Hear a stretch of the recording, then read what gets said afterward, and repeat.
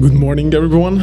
Welcome to the first progress report of the year. I am András, Harajka, an MD PhD student at the Department of the Gynecology and Obstetrics here at the Semmelweis University.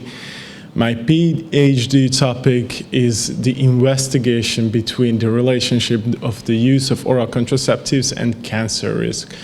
As far as you can see, currently I have two ongoing projects. The first one is assessing this relationship in the terms of endometrial cancer, while the second one does the same in the case of ovarian cancer.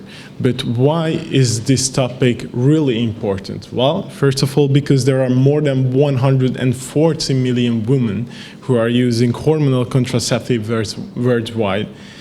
And on the top of that, unfortunately, cancer is one of the leading causes of death among women.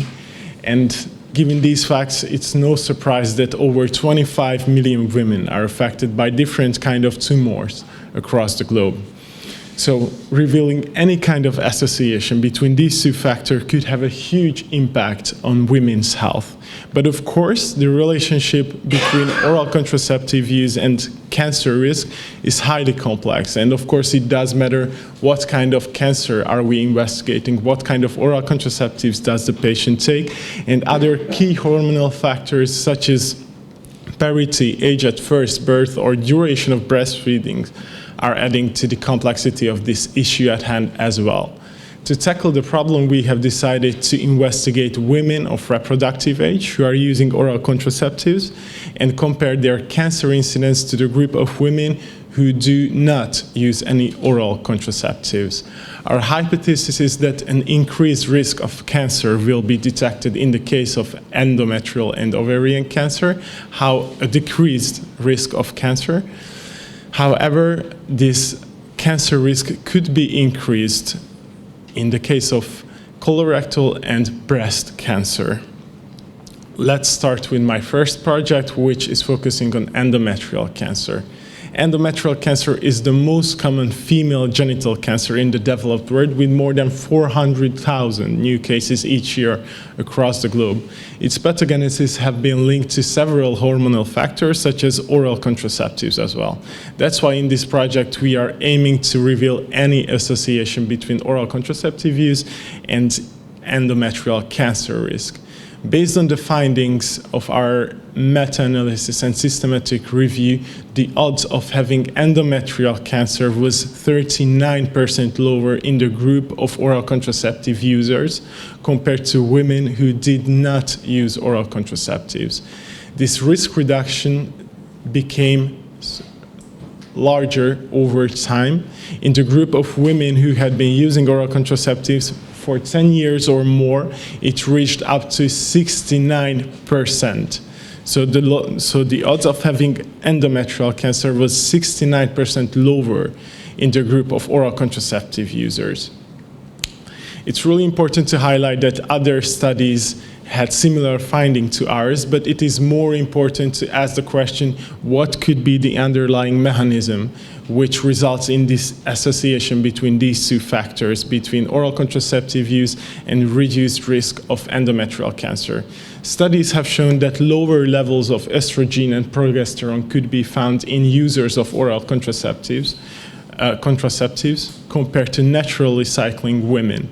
As we know, these hormones are playing a key role in endometrial cell proliferation and differentiation. Lower levels of these hormones could mean lower mutation rates, thus resulting in lower likelihood of endometrial cancer. Of course, our study has its strengths and limitations as well. One of the core strengths of our study is the huge population size it could utilize for its analysis, reaching almost up to 10,000 cases of endometrial cancer. However, let's focus on its limitations.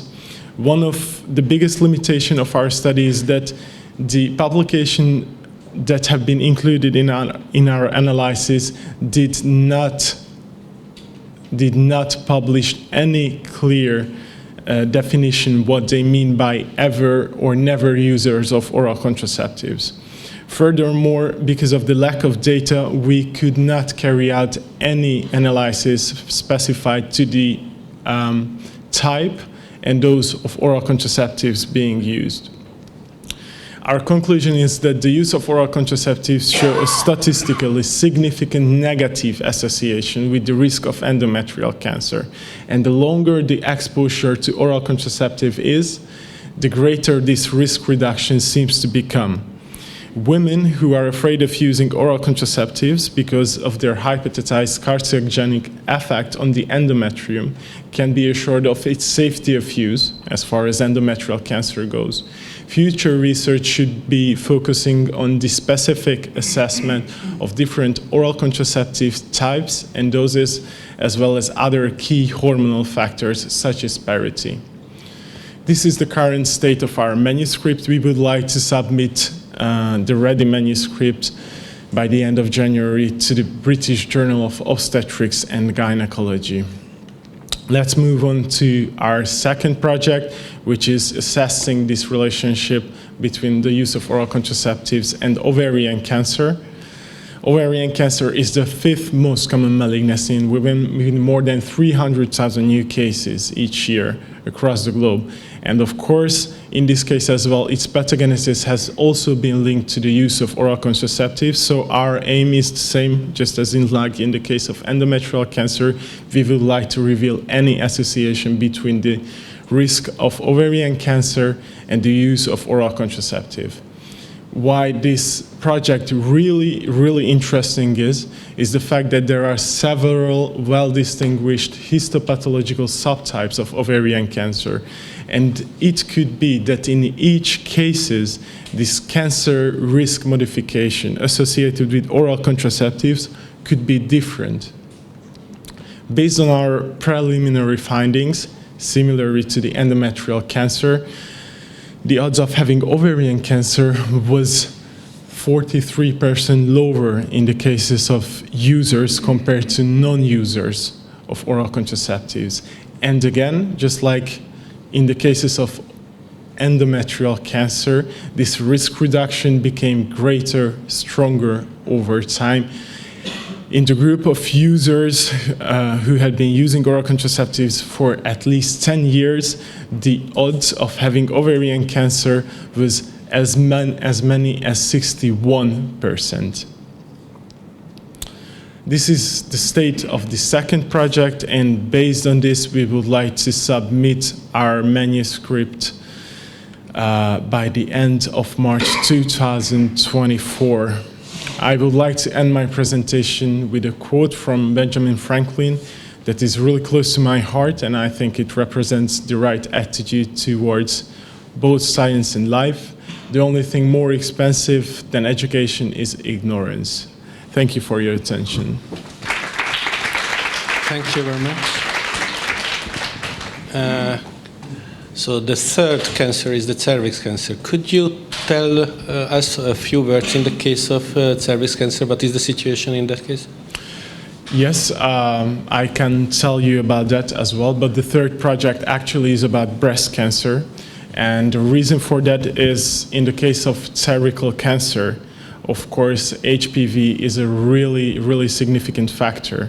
And that's why we have chosen as a third topic breast cancer, since in that case, there is no scientific consensus yet on the effect, on the association between the use of oral contraceptives and cancer risk. But we will be investigating cervical cancer as well. However, it will be a later project because of HPV. Okay, thank you. Thank you. Thank you for the presentation, András. I have a question because contraceptives or oral contraceptives are commonly used example for biases because they're self-selecting essentially. There are differences in socioeconomic and lifestyle factors between users and non-users of oral contraceptives. Were you able to account for these in any way in your analyses? That's true. Actually, no, not at all. That's a really good point of view. One factor we could take into account is BMI. However, even in the case of BMI, data was so diverse that it couldn't be unified. And to be honest, in most papers, the use of oral contraceptives are reported as collateral data.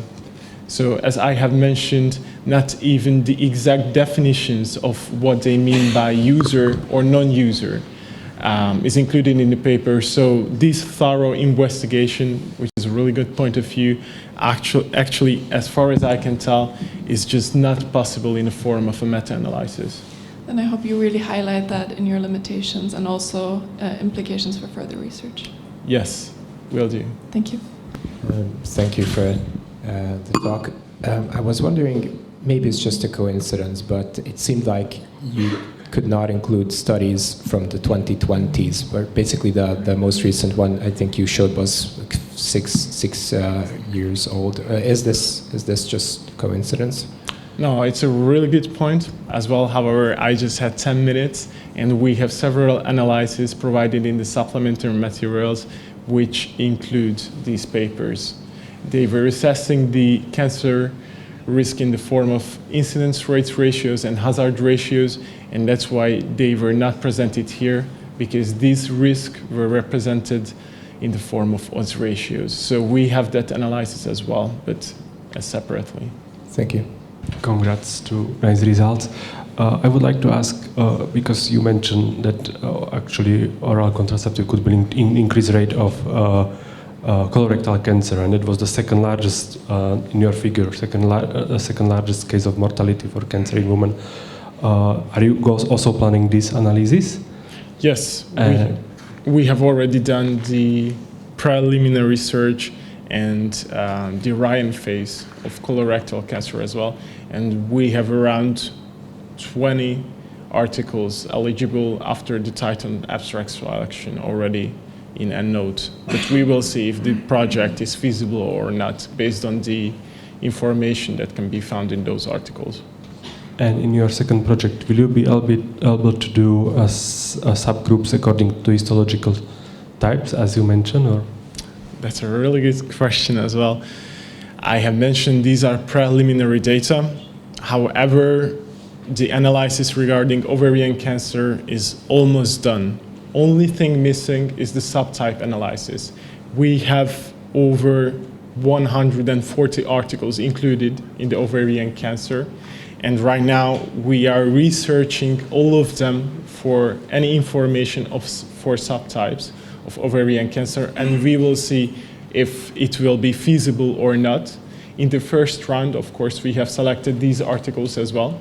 However, from a statistical point of view, the project from this aspect was not possible.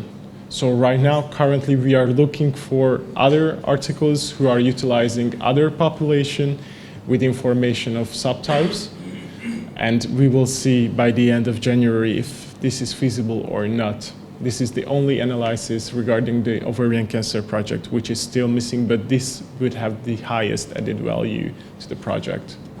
Thanks.